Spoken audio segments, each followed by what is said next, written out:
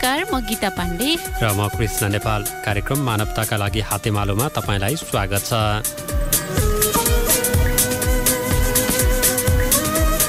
यो कार्यक्रम तपाईँ प्रत्येक शनिबार यसै समयमा काठमाडौँको कान्तिपुर र सगरमाथा सहित भूकम्प अति प्रभावित 11 जिल्लाका स्थानीय एफएमहरूबाट सुन्न सक्नुहुन्छ।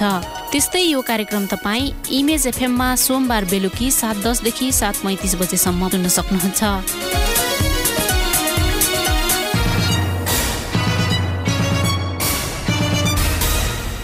आजको कार्यक्रममा हामीले सडक दुर्घटना कम गराउनका लागि कसले के गर्नुपर्ला भन्ने विषयमा जनावाज, चाडपर्वको समयमा सडक दुर्घटनामा कमी ल्याउनका लागि ट्राफिक प्रहरीको तयारी के छ भनेर ट्राफिक प्रहरी महाशाखाका प्रहरी नायब उपरीक्षक कृष्णदत्त भट्टसँग गरिएको कुराकानी, हाम्रो स्वास्थ्य हाम्रै हातमा स्तम्भमा लामो दूरीमा यात्रा गर्दा हुने स्वास्थ्य समस्याको समाधानका उपायको बारेमा डाक्टर सुनिल ढुङ्गेलको सुझावलाई समेटेका छौँ। साथै रेडियो नाटक कथामाला र रेडक्रस समाचार पनि प्रस्तुत गर्नेछौँ।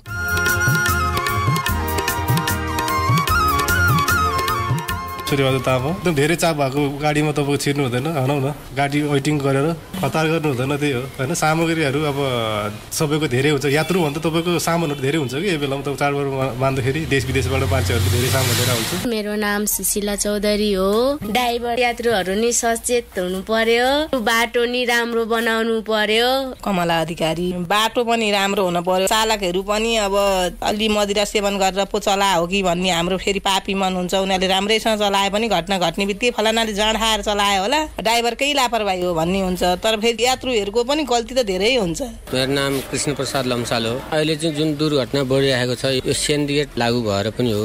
अहिले अब चाहिँ यो सेन्डिकेट खुलेपछि चाहिँ तँ छाड र म छाड हुने भयो क्या। अगाडि उसले टिप्यो भनेदेखि त्योभन्दा अगाडि मैले पनि टिप्नु पाउँछु कि भन्ने एउटा लगानी गरिसकेपछि मान्छेले चाहिँ कम्पिटिसन त हुन्छ के भित्ता जाने हो कि खोला जाने हो। यो मेरो यात्रु हो, भोलि पनि मैले बोक्नुपर्छ, मेरो घर परिवार हो र यिनीहरूलाई मैले आज सुरक्षित साथ मैले पुर्याएँ भने भोलि पनि मेरै गाडी चढ्छ भन्ने चाहिँ एउटा कन्सिपमा राख्नु पर्यो। गाडी चलाउँदाखेरिमा चालकहरूलाई चाहिँ यात्रुहरूले तनाव नदिएदेखि त्यो राम्रो हुन्छ। गणेश श्रेष्ठ, गाडी चलाउँदाखेरि अब त्यस्तो दुर्घटना एक्सिडेन्ट बनाउँछु भनेर बनाउने होइन, इन्जिनको कारण, ब्रेकको कारणबाट, स्टियरिङको कारणबाट पनि त्यस्तो हुन सक्छ। टिकराम कुमाल, लगभग अहिले 5 वर्ष भयो यातायात क्षेत्रमा बसेर चाहिँ काम गरिरहेको। दक्ष ड्राइभर नहुनु, अब लाइसेन्स प्राप्त ड्राइभरहरू हुँदैन, कति पनि अब साहुहरूले चाहिँ अब सस्तो ड्राइभर खोज्छ। मेन कुरो गाडी नियन्त्रण गर्ने चाहिँ चालकै हातमा हुन्छ। केही प्राविधिक गडबडी हुन्छ, कहिले ब्रेक फेल हुने दुनियाँ दिमाना हुन्छन्। अब मेन कुरो अब बाटोको कारणले गर्दाखेरि हुन्छ, खाल्टा खोल्टी दुनियाँ दिमाना। कतिपय मान्छे मलाई ढोका मात्रै झुन्डाइदिए म चाहिँ अब म जान्छु भनेर चाहिँ अब यो दसैँ चाडबाडमा चाहिँ जति पनि मान्छेहरू चाहिँ त्यसरी हिँडेर आउँछ क्या।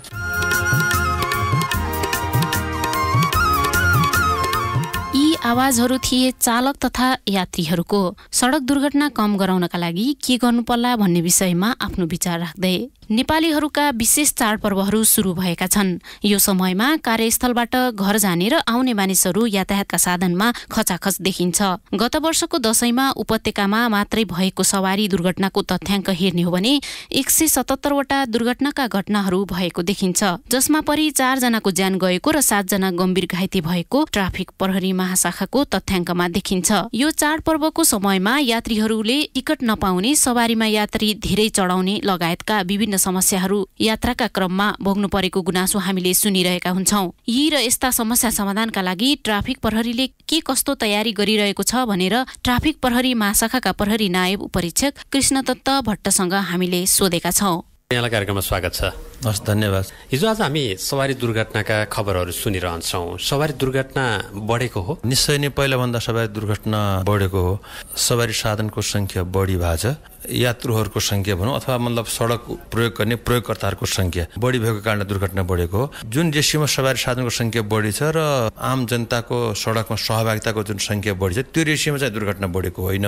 तर विगतको तुलनामा हेर्दाखेरि चाहिँ डाटामा हेर्ने हो भने चाहिँ सवारी दुर्घटनाको संख्या चाहिँ बढेको देखिन्छ। सडक दुर्घटना बढ्नुको कारण केलाई लिने? चालकको लापरवाही कारण पहिलो देखिन्छ। दोस्रो, मादक पदार्थ सेवन गरेर मतलब सवारी साधन चलाएको अवस्था भयो। सडक प्रयोगकर्ताहरूको पनि लापरवाही छ। अलि जोखिम बढी मोलेर बाटो काट्ने क्रसिङ गरेको पनि देखिरहेछ। पैदल यात्रुहरूको डाटा हेर्ने हो भने पैदल यात्रुहरूको संख्या पनि दुर्घटनामा धेरै छ। जथाभावी त्यतै बाटो काट्ने, आकाशीय पुलको प्रयोग नगरिदिने, निश्चित जुन ठाउँ तोकिएको हुन्छ जस्तो जेब्रा क्रसिङका कुराहरू छन्, त्यसरी बाटो नकाट्दाखेरि चाहिँ सवारी दुर्घटना चाहिँ बढेको देखिन्छ।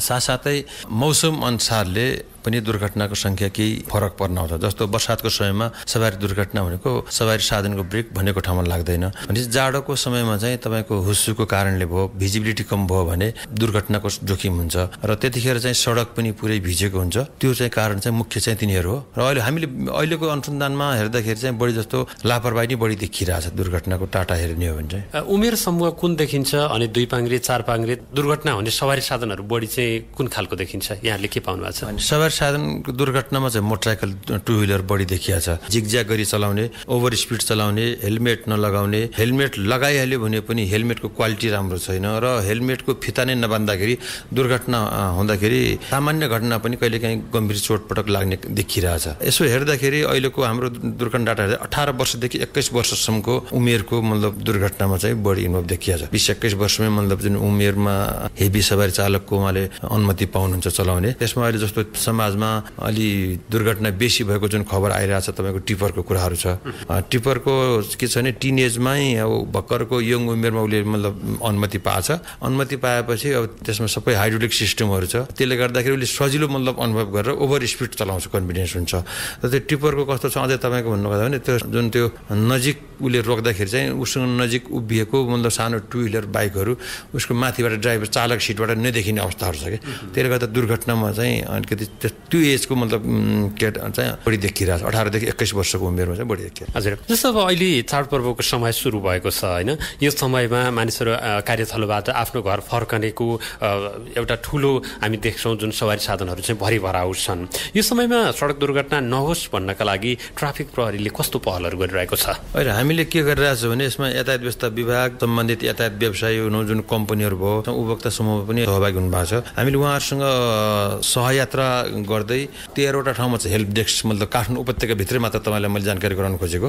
काठमाडौँ, ललितपुर, भक्तपुरमा 13वटा ठाउँ चाहिँ हेल्प डेस्क छ। त्यस्तै ट्राफिक प्रहरीले नेपाल अधिराज्यभरि हेल्प डेस्कको मतलब राखेर यात्रुहरूलाई सजगता अपनाउने, चालकहरूलाई पनि ओभर स्पिड नजाने, ओभरलोड नजाने, लापरवाही तर्क नगर्ने, मादक पदार्थ जति पनि हामीले एवेरनेस प्रोग्रामहरू छ, पर्चा पम्पलेटिङ, माइकिङहरू गरिरहेको छ हामीले। अर्को के छ भने लामो दूरीमा जाने सवारी साधनहरूको लागि ठाउँ ठाउँमा 250 किलोमिटरको हिसाबले जुन भनिएको छ त्यो ठाउँ ठाउँमा चाहिँ रिफ्रेस सेन्टरहरूको स्थापना भएको छ। रिफ्रेस सेन्टरमा कस्तो हुन्छ भने लामो दूरी सार्वजनिक सवारी साधनले एकछिन त्यो रिफ्रेस सेन्टरमा रोक्नै पर्ने हुन्छ। रोक्दाखेरि उसले कमसेकम 10-15 मिनट, 15 मिनट, आधा घन्टा उसले त्यहाँ रोकेर फ्रेस भयो भने त्यसलाई चाहिँ 2-4 घन्टाको पुनर्ताजगी हुन्छ कि दुर्घटना हुन सक्ने सम्भावना चाहिँ कमी हुन्छ। त्यही भएर हामी ठाउँ ठाउँमा रिफ्रेस सेन्टरहरू पनि राखिरहेको छौँ र उपत्यकाबाट बाहिरिने सबै नाकाहरूमा हामीले ब्रेथलाइजर सहितको चेकिङ टोली राखेका छौँ। हिजो अस्ति पनि हामी चेकिङ राख्थ्यौँ, तर अहिले चाहिँ अझै मतलब किन सजग भएको छ भने चाडपर्वमा सबै जान्छन्, दुर्घटनाका खबरहरू आउँछन्, पारिवारिक वातावरण अलिकति नराम्रो खल्लो नहोस् भन्ने हिसाबले हामीले नाकामा चाहिँ पहिलो प्रायोरिटी हामीले सार्वजनिक यातायात र त्यसपछि समय भए प्रेसर भएन भने सबै प्रकारका सवारी साधनहरूलाई उपत्यका बाहिर जाँदाखेरि हामीले मादक पदार्थ सेवन सहितको चेकिङ गर्छौँ। त्यसमा ओभरलोडका कुराहरू पनि छन्, व्यापारिक प्रयोजनका लगेज सामानहरू हामी लान दिँदैनौँ। छुट्ने सवारी साधन बसहरूमा चाहिँ बस स्टपमा नै गएर माइकिङ, बसभित्र यात्रुको सजगता हामीले 2टा चालक अनिवार्य भनेर चाहिँ सम्बन्धित समितिलाई, कम्पनीलाई पनि जानकारी दिएको छु र त्यो छ छैन भन्ने कुरा कतिपय ठाउँमा चाहिँ यात्रु पनि सजग हुनुपर्छ। लामो दूरी यात्रा गर्दाखेरि 250 किलोमिटरमा चालक चेन्ज भएको छ कि छैन भन्ने कुरा चाहिँ स्वयं यात्रुहरू पनि अलिकति सजग चाहिँ अपनाउनु पर्ने हुन्छ। हजुरले यहाँ यात्रीको कुरा उठाइ नै हाल्नुभयो होइन, यो समयमा यात्रा गर्दा विशेष यात्रीहरूले चाहिँ के कुरामा ध्यान दिनुपर्छ जस्तो लाग्छ यहाँलाई? त्यो सवारी साधनमा क्षमताभन्दा बढी यात्रु राखेको छ कि छैन यात्रु पनि सजग हुनुपर्छ। सकभर चाहिँ आफ्नै मतलब क्षमता बढी यात्रा नगरिदिउँ। यदि तपाईँभन्दा यात्रा गर्नुभन्दा पहिले नै सवारी साधन क्षमताभन्दा बढी भइसकेको छ भने पर्खिनुहोस्, अन्य सवारी साधनमा जान सकिन्छ, सुरक्षित यात्रा हुन्छ। दोस्रो, यस्तो चाडपर्वको बेलामा चाहिँ ठगिने सङ्ख्या बढी हुन्छ। पहिलो कुरा त टिकटकै भयो, टिकट सामान्य भयो, टिकट होला, बढी भाडा लिनेहरू कुरा भए र त्यसको साथसाथै के हुन्छ भने बाटोमा तपाईँ जाँदाखेरि नचिनेको मान्छेको हातबाट दिएको खानेकुराहरू नखाइदिनुहोस्। किन त्यस्ता कुराहरू के हुन्छ भने लट्याउने, बेहोस गर्ने, उनीहरूको महत्त्वपूर्ण सामानहरू लुटेर लाने, ठग्ने कुराहरू चाहिँ हुन्छ बाटोमा। त्यही भएर आफ्नो सजगता चाहिँ अपनाउनु म सबैमा चाहिँ अनुरोध गर्न चाहन्छु। धेरै झोलाहरू उहाँले यदि सामान लाने भने पहिलो कुरा आफ्नो सामानको आइडेन्टिफाई गर्नु पर्यो। सामानमा कुनै जस्तो अहिले तपाईँ प्लेनमा यात्रा गर्दाखेरि त तपाईँ सामान हराउँछ हुन्छ, अहिले त कुनै एउटा रिबन आफ्नो कलर आइडेन्टिफाई एउटा चिनो बान्नुहुन्छ नि, नाम लेख्नुहुन्छ। बसमा यात्रा गर्दाखेरि त्यो कसैले पनि गर्दैनन् कि, त्यही भएर त्यो चाहिँ त्यहाँ पनि त तपाईँको सामान साटिन सक्ने सम्भावना हुन्छ। सेम झोला होला अर्कोसँग पनि पर्न सक्छ। त्यही भएर सामानमा पहिला एउटा चिनो राख्नु पर्यो। दोस्रो आफ्नो लकको सिस्टम कुराहरू छ र तपाईँ जानु गन्तव्यभन्दा अगाडि कुनै ठाउँमा त्यस्तो बसहरू रोकिएर कुनै मान्छे झर्दैछ भने चाहिँ तपाईँ पनि एकचोटि झरेर मेरो सामान त्यसले चलाएको छ कि छैन त्यो पनि एकचोटि चेक गर्न सकिन्छ। त्यो आफ्नो सजगता अप्नाउनु पर्ने हुन्छ र विशेष गरेर चाहिँ खानेकुराहरू चाहिँ नचिनेको व्यक्तिबाट नखाइदिनु अनुरोध गर्न चाहन्छु।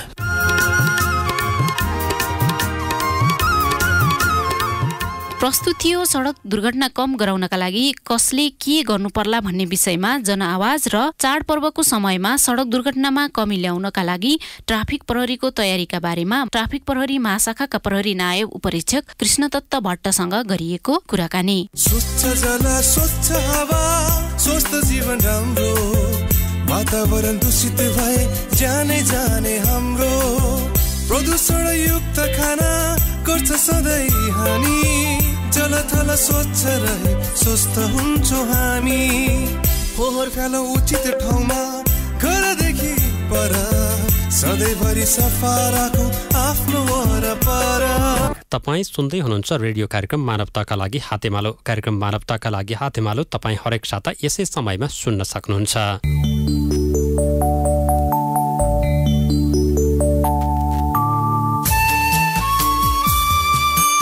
तपाईले प्रदान गर्नुभएको अमूल्य रगतले कसैको जीवन बच्न सक्छ। त्यसैले आफ्नो 18 वर्षको जन्मदिनसँगै रक्तदान सुरु गरौँ। मानव जीवन बचाउने पुण्य कार्यमा सहभागी बनौँ।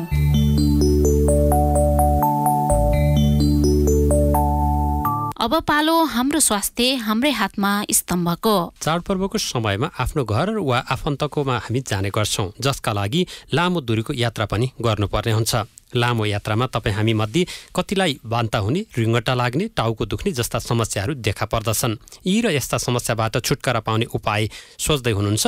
त्यसो भए अब सुनौ डाक्टर सुनिल ढुङ्गेलको यो सुझाव। यात्रा गर्दा चाहिँ अब धेरैसो समस्या भनेको चाहिँ बान्ता हुने, बसमा चढ्यो कि अब वाक पकाउने हुन्छ, रिङ्गटा लाग्ने, टाउको दुख्ने समस्याहरू हुन्छ। धेरैजसो यात्राहरूमा यात्रा गरिसकेपछि धेरै बिरामी घर पुगिसकेपछि धेरैजनामा समस्या चाहिँ पेट दुख्ने, पखालाहरू चल्ने समेत देखिया छ। त्यो बाहेक अब जन्डिस भयो र टाइफाइड। ट्राभलिङ यति यात्रा गरेको चाहिँ त्यसपछि त्यहाँ खाना खाएँ र भोलिपल्ट पर्सिपल्टबाट चाहिँ वाक लाग्यो, बान्ता भयो, पखाला चल्यो, ज्वरोहरू आयो भने यो समस्याहरू चाहिँ एकदम कम हुन्छ। र जस्तो टाइफाइड, जन्डिस भनेको चाहिँ यो प्रदूषित खाना, फोहोर पानी र त्यसबाट सर्ने हो। त्यही भएर यसमा चाहिँ अब हामी प्रत्येक यात्रुहरूले ध्यान दिनुपर्ने हुन्छ। हामीले यात्रा गर्नुभन्दा अगाडि चाहिँ हल्का नास्ताहरू गरेर यात्रा गर्ने। नास्ता पनि एकदम धेरै गुलियो, धेरै चिल्लो, धेरै त्यस्तो खानेकुरा नखाइकन हल्का नास्ता गर्ने, ताकि पेट चाहिँ खाली नबसोस्। अर्को चाहिँ हामीसँग यो बान्ता रोक्ने औषधिहरू चाहिँ प्रयोग गरेर यात्रा गर्दा चाहिँ अझ उपयुक्त हुन्छ। यो हाम्रो फार्मेसीहरूमा, मेडिकल सपहरूमा गएर पनि अब यो एबोमिन भनेर धेरै पहिलादेखि नै चलिआएको छ र त्यो चाहिँ ब्रान्ड नेम चाहिँ एबोमिन हो, प्रोमिथाजिन भनेर आउँछ। त्यो बाहेक अब यो पेरिनमहरू जुन चाहिँ कमनली बान्तामा युज हुने औषधिहरू यिनीहरू पनि चाहिँ प्रयोग गरिन्छ। तर यो प्रयोग गर्ने तरिका चाहिँ कस्तो हुन्छ भन्दाखेरि अब आफूलाई अब हरेक यात्राहरूमा गर्दाखेरि चाहिँ भोमिट हुन्छ भन्ने अब थाहा छ भने यात्रा गर्नुभन्दा 1 घन्टा अगाडि नै त्यो औषधि प्रयोग गर्यो भने त्यो यात्रा अवधिबाट चाहिँ बान्ता नहुन सक्ने सम्भावना बढी हुन्छ। र अब जस्तो यात्रा गर्दा पनि अब आफूले पानी चाहिँ सँगै बोक्ने र पानी पनि टाइममा पानीहरू चाहिँ खाइरहने, त्यो गर्यो भने नि पेटलाई चाहिँ सहज महसुस भएर त्यो बान्ता हुन दिँदैन। अर्को अहिले अब यो लामो दूरीको यात्रामा चाहिँ अब बिहानै यात्रा गरिन्छ त बेलुका यात्रा गरिन्छ, बाहिरतिर खाना खानै पर्ने हुन्छ, घरमा खाना खाएर गएर त मिल्दैन। त्यही भएर अब यो बसहरूले पनि अब बाटोमा जहाँ पाए त्यहीँ रोकेर खाना खुवाइ हुन्छ। अब यात्रु पनि अलिक सजग हुनुपर्छ। अब गाडीले रोक्यो त्यही होटल ठिक छ भनेर खाना खानुभन्दा नि होटलको वरिपरिको वातावरण कतिको सफा छ, त्यसपछि त्यहाँ भएको खानेकुराहरू कहिले तयार भएको, कहिले काहीँ के गरिन्छ भने बेलुका तयार भएको खानेकुराहरू नै भोलि पस्किने, यता उब्रेको खानेकुराहरूलाई मिसाइदिने, त्यो गरेको छ वा छैन त्यो पनि यसो याद गर्नु पर्यो। त्यो बाहेक खानेकुरा कतिको तातो छ, चिसो छ, अनि र खानेकुरामा कतिको हाइजेनिक छ, अब झिङ्गाहरू भन्केको छ छैन त्यो हेर्नुपर्ने हुन्छ। र यदि मिल्छ र सकेसम्म हातहरू राम्रोसँग धोएर र त्यहाँ जसले खाना दिइरहेछ उसको पनि हाइजिनहरू, उसले पनि सरसफाइमा कतिको आफ्नो लुगाहरूदेखि लिएर उसले हातहरू कतिको सरसफाइ गरिरहेछ त्यो दिएर प्लेटहरूदेखि सबै सरसफाइको कुराहरू याद गरेर खाना खानु चाहिँ पर्छ। त्यो बाहेक अर्को पानीको समस्या, यदि सकेसम्म उमालेको फिल्टर गरेर पानी खाऊँ बाटोमा प्राय पाइँदैन। त्यही भएर मिल्छ भने अब मिनरल वाटरै पनि प्रयोग गर्न सकिन्छ अथवा आफैले पानी क्यारी आउट गर्नु पर्यो। औषधिहरू कुनै सेवन गरिरहेको छ, माइग्रेनकै बिरामीहरू भनौँ, त्यस्तो बिरामीहरूले चाहिँ आफ्नो नियमित औषधि चाहिँ छोड्नु मिल्दैन र नियमित गरेर खाने र साथसाथै दुखाइ कम गर्नलाई चाहिने औषधिहरू पनि आफूसँग राख्नुपर्ने हुन्छ। कहिलेकाहीँ बाटोमा जाँदा पसलहरू औषधि पसलहरू नपाइन सक्छ, सुविधा भएको ठाउँहरू नहुन सक्छ। अर्को चाहिँ रिङ्गटा चाहिँ प्रायः यो यात्रामा के हुन्छ भन्दाखेरि हामी पानीहरू कम खाइदिएर आउँछौँ र अघि नै भनेको जस्तो खानेकुरा नि चिल्लोहरू यताउति खाइदियो भने चाहिँ कस्तो हुन्छ पानीहरू डिहाइड्रेसन हुन्छ। डिहाइड्रेसनले गर्दा पनि रिङ्गटा लाग्ने हुन्छ। पानीहरू बोकेरै जाँदा बसमा पनि पानीहरू लिएर पानीहरू खाँदै गर्ने। त्यो बाहेक अब रिङ्गटा आफूलाई चल्छ, हरेकचोटि यात्रा गर्दा चल्छ भने चाहिँ पहिले नै आफू अलिकति सतर्क भएर रिङ्गटा कम गर्ने तत्काल प्रयोग गर्न मिल्ने औषधहरू हुन्छ, त्यो औषधहरू पनि आफूसँग फर्स्ट एडको रूपमा लानुपर्छ। प्रायः जसो अब बाहिरतिरको कुरा गऱ्यो भने त उनीहरूले एउटा आफूसँग यात्रा गर्दा फर्स्ट एड बक्सै बोकेर आउँछ, जसमा चाहिँ अब पेट दुख्यो भने के खाने, अब ग्यास्ट्रिक भयो भने के खाने, टाउको दुख्दाखेरि खाने औषधि, घाउ चोटपटक लाग्यो भने हुने औषधि, त्यो एउटा बाकस हुन्छ। हामी कहाँ चाहिँ त्यो अहिलेसम्म चलनमा छैन, तर हामीले सानो एउटा आफूसँग सधैँ अब यात्रा गर्ने हरेकचोटि यात्रा गर्दाखेरि क्यारी आउट गर्नलाई एउटा सानो बाकसमा सिटामोल भयो, जीवनजल भयो, यो बान्ता रोक्ने औषधि भयो, रिङ्गटा चल्दा चाहिने औषधि भयो, दुख्दाखेरि खाने औषधि र एक दुईवटा ह्यान्डी प्लास्टहरू ब्यान्डेजहरू राख्यो भने चाहिँ यस्तो लामो दूरीको यात्रा चाहिँ सहज हुन्छ। डाक्टर ढुङ्गेलले भन्नुभयो जस्तै आफूलाई यात्राका समयमा समस्या हुने गरेको अनुभव छ भने पूर्व तयारीका उपायहरू अपनाऊ, किनकि हाम्रो स्वास्थ्य हाम्रो हातमा छ। अब सुनौ रेडियो नाटक कथामाला। बीबीसी मिडिया एक्सन र रेडियो नेपालले स्वतन्त्र रूपमा उत्पादन गरेको यो नाटक तयार पार्न अमेरिकी अन्तर्राष्ट्रिय विकास नियोग मार्फत अमेरिकाले आर्थिक सहयोग प्रदान गरेको छ। प्रस्तुत छ नाटक कथामाला।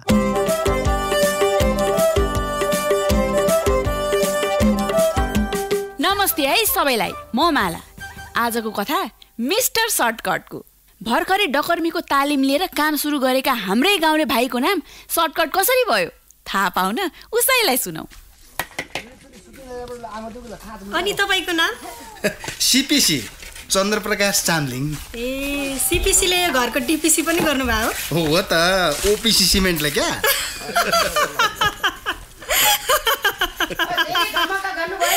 काम पनि गर्नु पर्यो।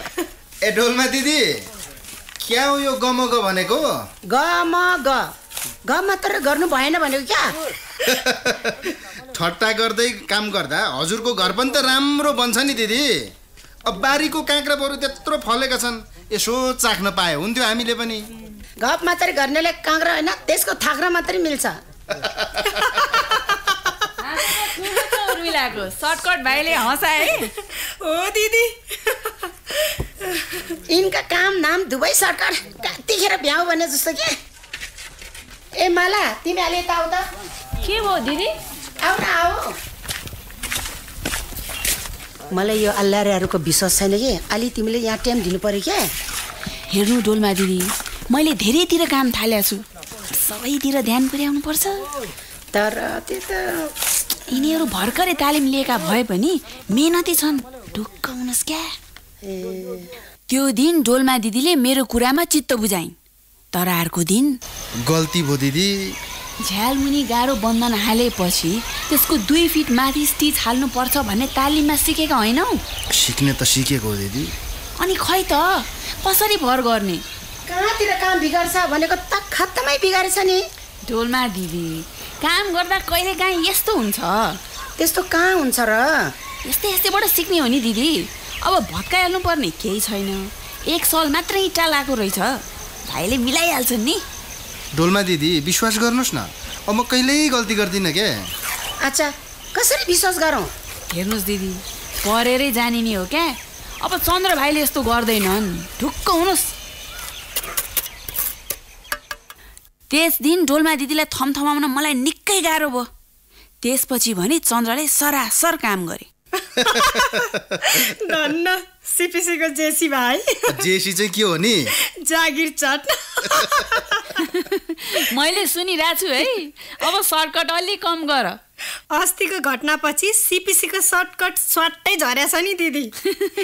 रमाइलो पनि गर्नुपर्छ, तर काममा ठट्टा गर्नुहुन्न। ए माला, सुन त। हजुर डोलमा दिदी, म 3 दिनको लागि भाइको बिहामा जाँदैछु, राम्रोसँग घर हेरिदिनु ल। ढुक्क भएर जानुहोस् दिदी, आउँदा गाह्रोको काम मजाले सकिन्छ। ल तिम्रै भरमा गए, म त तिमीलाई विश्वास गरेर जाँदैछु। दिदी काँक्रा त आफैले टिपेर खाँदा हुन्छ नि। अच्छा, म त तिमीले त छुन्नै दिन नि। 3 दिनपछि डोलमा दिदी घर फर्किनु भयो। आहा, माला तिमी 3 दिन ढुक्क बसेर हेरिदिएर यो घर राम्रो भएको जस्तो लाग्यो है मलाई। हेर्नुहोस् तपाईँ मसँग ढुक्क हुनुभयो, म चन्द्र भाइसँग। भनेपछि यो 3 दिन तिमीले हेरेको होइन? सबैको घर चाँडो सक्नु छ, यताउता गर्दा भ्याइन। सब चन्द्र भाइले बनाएका हुन्। ए लो, त्यसो भए आज त काँक्रो टिप्नु पाउने भयो। अब टिप्नै पर्ने भयो त दिदी, थाङ्ग्रो मात्रै कि काँक्रो नै? काम राम्रो गरेपछि त काँक्रो खानु पाइहाल्छ नि। माला दिदी जस्तो सिपालु मान्छेसँग अब मिलेर काम गर्दा हामीले पनि त धेरै सिक्न पाइँदो रहेछ नि। ल अब नुखुपी गर्नु पर्यो होला। के सर्टकट हो त्यो? नुखुपी नुन खोर्सानी पिन्नु पर्यो भनेको नि। काँक्रा चाहिँ मजाले लिनु पर्यो नुन खोर्सानीसँग। अब सर पाएपछि नै सिकिन्छ, सिकेपछि नै जानिन्छ, जानेपछि नै सिकाउन सकिन्छ। भर्खरै डकर्मीको तालिम लिएका सर्टकट भाइको सफलताको कथासँगै आजको कथा मालाबाट म माला भने बिदा दिनुहोस्। नमस्ते।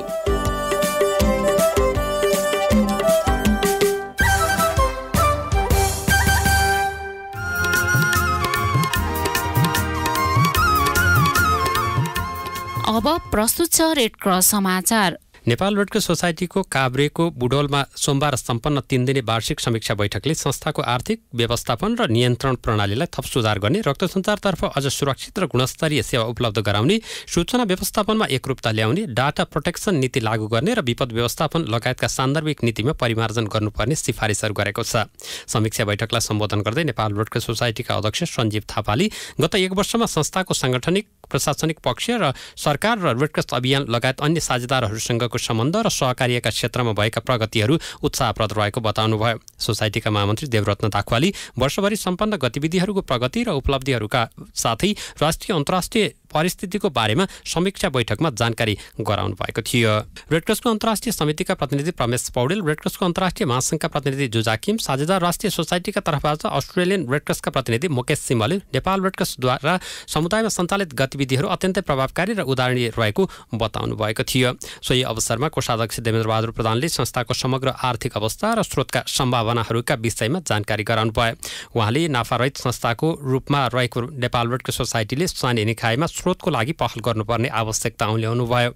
बैठकमा नेपाल रेड क्रस सोसाइटीका कार्यकारी निर्देशक उमेश ढकालले नेपाल रेड क्रस सोसाइटीद्वारा सञ्चालित भूकम्प प्रतिकारी कार्यक्रम अन्तर्गतका गतिविधिहरूबाट प्राप्त उपलब्धि, सिकिएका पाठ र चुनौतीहरूको बारेमा प्रस्तुतिकरण गर्नुभएको थियो। मानवीय मूल्य तथा सञ्चार विभागका निर्देशक दिव्यराज पौडेलले सामुदायिक संलग्नता र पारदर्शिता, डाटा प्रोटेक्सन नीति र सामाजिक सञ्जाल निर्देशिकाका बारेमा प्रस्तुतिकरण गर्नुभएको थियो।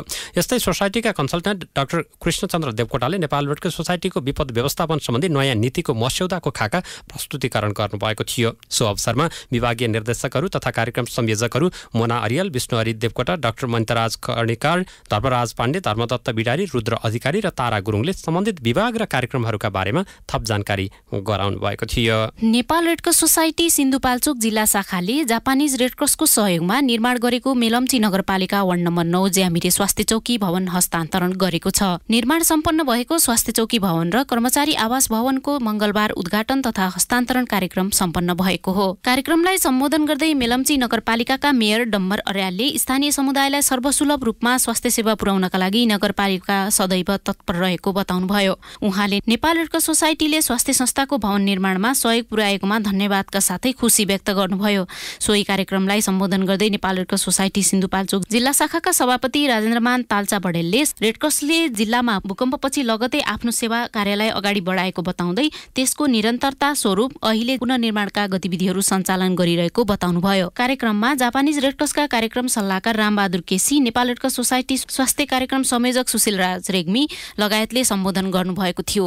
लामो समयदेखि स्वास्थ्य स्वयंसेविकाहरूको रूपमा सेवा प्रदान गरी निवृत्त रहनुभएका काशी रूपा कार्की र विमला तामाङलाई कार्यक्रममा सम्मान गरिएको थियो। त्यस्तै स्वास्थ्य चौकीको लागि नेबुलाइजर मेसिन 2 वटा सहयोग गर्नुहुने भूपेन्द्र बहादुर खड्का र नेपाल रेड क्रस सोसाइटी तथा जापानिज रेड क्रसलाई सम्मान गरिएको थियो। सिन्धुपाल्चोक जिल्लामा रेड क्रसले यो सहित 7 वटा स्वास्थ्य चौकी निर्माण सम्पन्न गरी नेपाल सरकार तथा स्थानीय निकायहरूमा हस्तान्तरण सम्पन्न गरेको छ।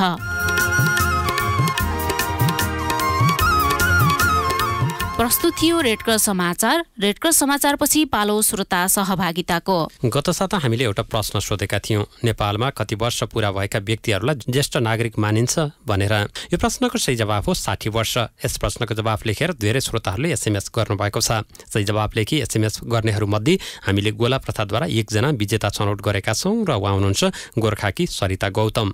सरिताजी, तपाईँलाई धेरै बधाई। एसएमएस गर्नुहुने अन्य सबैलाई धेरै धन्यवाद। तपाईँको रिचार्ज रकम हामी यसै हप्ता ट्रान्सफर गरिदिनेछौँ। अब लागौँ यो साताको प्रश्नतिर। प्रश्न छ, सडक दुर्घटना भएमा वा ट्राफिक सम्बन्धी जानकारी लिनका लागि तत्कालै फोन सम्पर्क गर्न मिल्ने 3 अङ्कको नम्बर कति हो? तपाईसँग यस प्रश्नको जवाफ छ भने तुरुन्त हामीलाई एसएमएस गर्नुहोस् अथवा नेपाल रोडको सोसाइटीको फेसबुक पेजमा गएर लाइक गर्नुहोस् र आफ्नो जवाफ लेख्नुहोस्। सडक दुर्घटना भएमा वा ट्राफिक सम्बन्धी जानकारी लिनका लागि तत्कालै फोन सम्पर्क गर्न मिल्ने 3 अङ्कको नम्बर कति हो? यो प्रश्नको जवाब पठाउने हुनेहरूमध्ये हामी गोलापर्थाद्वारा एकजनाको नाम छनौट गर्नेछौँ र विजेतालाई 100 रुपियाँ बराबरको रिचार्ज रकम उपलब्ध गराउने छौं। जवाफ आजै पठाइहाल्नुहोला। तपाईले जवाब पठाउनका लागि आफ्नो मोबाइलको मेसेज बक्समा गई आरसी टाइप गरी स्पेस दिनुहोस् र जवाफ लेखेर 34343 मा पठाउनुहोस्। तपाईले जवाफ मात्र होइन, तपाईलाई लागेका कुराहरू पनि यसरी नै पठाउन सक्नुहुन्छ। तपाईलाई कार्यक्रम कस्तो लाग्दैछ? यो कार्यक्रम के विषयमा सुन्न मन छ? हामीलाई एसएमएस गर्नुहोस्। तपाईलाई लागेका कुरा नेपाल ब्रोडकास्ट सोसाइटीको फेसबुक पेजमा पनि राख्न सक्नुहुन्छ। तपाईका जिज्ञासाहरूलाई हामी क्रमशः सम्बोधन गर्दै जानेछौँ। हवस् त, कार्यक्रम मानवताका लागि हातेमालो आजलाई यति नै। आगामी साता अन्य विविध विषयका साथ तपाईका प्रश्नका जवाफ र हाम्रो प्रश्नमा तपाईको जवाफ सहित साताका विजेताको नाम लिएर उपस्थित हुने नै छौँ। तबसम्मका लागि म गीता पाण्डे र म कृष्ण नेपाल कार्यक्रमबाट बिदा हुन्छौँ। नमस्कार।